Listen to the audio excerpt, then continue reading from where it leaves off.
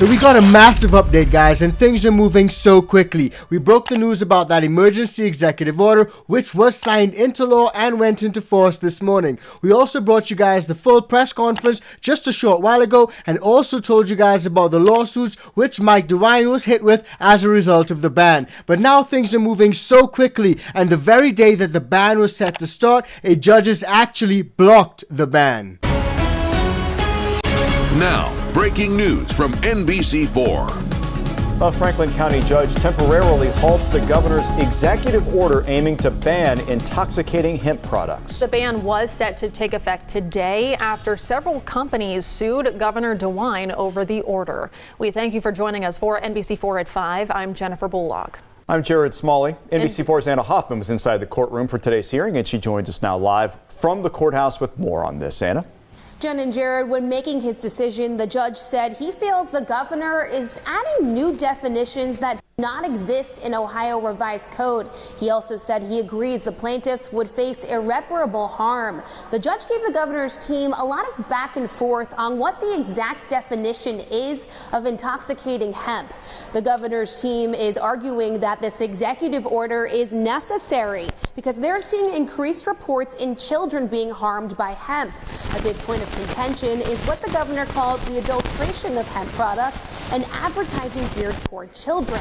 Meanwhile, the plaintiffs say the governor does not even know what he's regulating. They say this will cause them to lose hundreds of thousands of dollars, if not their entire business. Now, plaintiffs' attorneys say while this is a win, there is still a lot of unknown for these business owners. They hope the TRO will allow the legislature to take action to regulate these products rather than ban them. Now, real quick, sorry for some of the audio cutting in and out. That's from NBC, that's not from us. But that said, there are a lot of things that were said in that clip and that the judge said that I do agree with. It does seem like they're just changing the term and the definition of intoxicating hemp. They're doing it to basically suit their needs and in effect banning everything. And some of these products are federally legal. And we've seen instances, for example, over in Texas, where instead of banning everything, which is what Lieutenant Dan Patrick wanted, the Governor Abbott took the steps to actually regulate the market. And that way, a lot of folks who actually need these products can get them. And another point that they raise is that some of the folks think that Governor DeWine does not know what he's regulating. He's not really well versed in the topic, especially when it comes to hemp versus cannabis. And because of that, he's being advised by certain folks who are telling him it's just better to ban everything. Every decision is different and stands on its own 2 feet, but at the end of the day, the legislature has spoken. It's created a definition of hemp and hemp product. This intoxicating hemp term does not exist in the Ohio Revised Code. The emergency today is that we are finding an alarming increase in the number of children who are demonstrating THC poisoning that they receive through hemp products. Children are ingesting these items, some of them because they likely get them from parents, some of them because they're buying these things. And that's again something that we heard them say in the press conference. If you guys haven't seen the press conference, I do implore you guys to check it out. There's actually a doctor from the Poison Control Center over there in Ohio, and she came up and spoke about it. And they said that kids between the ages of 0 and 5 are getting their hands on these products and ending up in the poison control rooms. And then my question is, how is a child between the ages of 0 and 5 getting their hands on these products? Like I said, time and time again, they're surely not walking into smoke shops, gas stations, or convenience stores and purchasing these products. It comes down to parenting. Where are the parents? Why are the parents leaving these products in the reach of some of these children? That's the true question that we need to be asking. Governor DeWine sent a statement response to the decision which says, in part, while we continue to fight in court, today's developments underscore our continued desire to work with the General Assembly to pass permanent legislation regarding intoxicating hemp.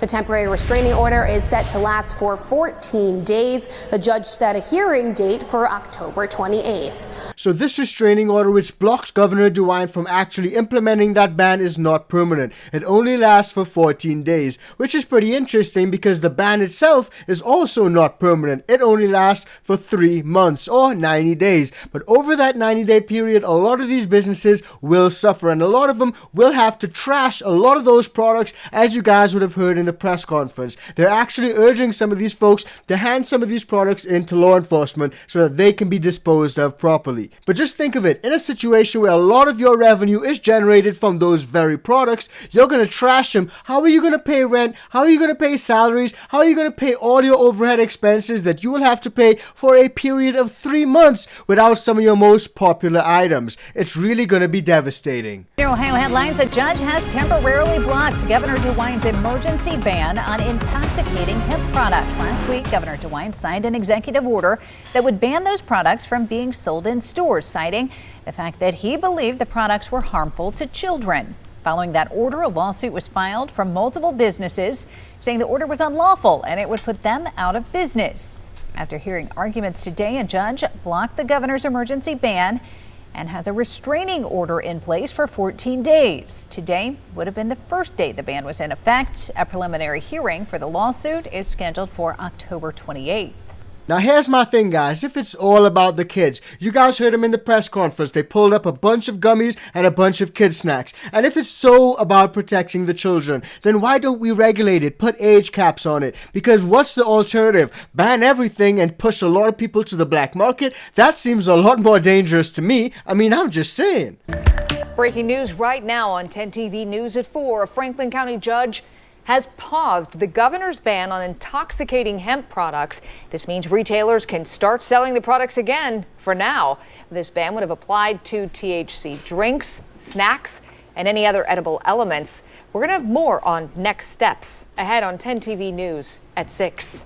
Now here's the really difficult thing for a lot of folks over in Ohio, guys. The governor signed this bill into law last week, Thursday. It basically gave the entire industry 5 days, only 5 days, to either sell all your product or become compliant. That's obviously not enough time. So what this restraining order does is give them a little bit more time to get their house in order, try to sell some of these products, but also gives the judge a little bit of time to determine what are the arguments, are they valid, and in that time we can actually pause this ban so that we can determine whether the arguments are valid and how we proceed. So I think that this is a good thing. Also breaking tonight, a government-issued ban on intoxicating hemp products in Ohio that went into effect at midnight is no longer in place. Well, you have to watch our news. Things change every hour or two. Yeah, less than a couple of hours ago, in fact. That's why you got to watch the Legal News Network, guys. Judge in Columbus issuing a court order blocking the ban.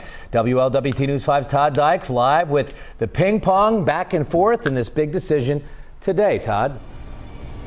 Yeah, Mike, and sure, based on conversations I've had with Ohio companies that make and sell products like these are THC-infused drinks. Today's pause on the ban, pretty surprising, I can tell you that. Here at the Party Source in northern Kentucky, workers had been expecting to see a surge of shoppers driving over from Cincinnati to stay stocked up. Earlier today, this empty shelf in a cooler at High Grain Brewing in Springfield Township symbolized Governor Mike DeWine's statewide 90-day ban on intoxicating hemp products. Yesterday, the shelf was filled with cans of a THC drink called Astasi. One great piece of advice that I got on this is that we need to watch the roller coaster, not ride the roller coaster. Ryan Horan is part of the team that launched Astasi a year ago. We entered the space because we saw a real deficit of THC products that were being put into the market that were responsibly made. And responsibly sold to adults 21 and older, as is the case with Astasi.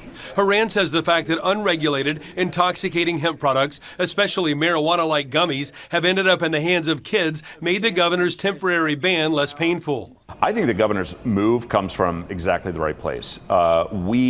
We saw the need for regulation in these products from day one. And again, guys, I think a lot of common sense folks in the industry are for regulation. No one's against regulation. No one actually wants these products to fall into the hands of kids or have parents calling poison control center. No one wants that. But they're also not calling for a flat-out ban. A flat-out ban will not only decimate the industry, but a lot of folks who use these products for medical purposes will no longer be able to get them. Make it make sense. Now, just to go back real quick about this whole intoxicating hemp thing. When the definition of hemp was created, there was no distinction between intoxicating and non-intoxicating hemp. And that's pretty much the issue that they're facing right here. Strictly speaking, when we're talking about hemp, there's a limit, 0.3%. Anything over that, legally speaking, is not actually hemp. Anything within that range is in fact hemp. Whether it's intoxicating or not is not necessarily what the law envisioned. But now, because they don't necessarily like the fact that some of it may be deemed intoxicating, they're trying to ban those things and use that as an excuse to ban everything. I'm not opposed to regulation. I actually want an age restriction, an official age restriction put on the books. West End resident Peter LaFontaine runs a hemp delivery business. People in their mid-30s, elderly people, those are my main customers. While he supports regulation, LaFontaine opposed the governor's ban, so much so that he filed a legal request in Columbus to block it. The governor's order is in conflict with federal law, and the 2018 Hemp Farm Bill states no state nor tribe shall interfere with the interstate commerce of hemp. It conflicts with federal law, and it just makes no sense. Now, Peter LaFontaine's challenge was not part of today's hearing that ended with Governor DeWine's ban being put on pause. It does, that case, though, did include a couple of other plaintiffs from Greater Cincinnati. Now, the decision to figure out what happens next in this head-spinning turn of events is set for a couple of weeks from now. Another hearing scheduled in Columbus on October 28th. And of course, we'll keep you guys updated with this entire soap opera as it progresses. Who knows? It may be a crazy situation just like what we saw down in Texas. But let me know what you guys think about all this. Drop it in the comments down below. And like I said, you guys heard it for yourselves. Some folks who oppose the ban are not opposing regulation. Everyone wants common sense regulation. But what's not common sense is an outright ban. And if you guys agree, drop it in the comments down below. And in our next video, there's another state which is cracking down on hemp, and there's a secret reason for that, and I unveil it. So if you haven't seen that video, check it out. It's coming up right now.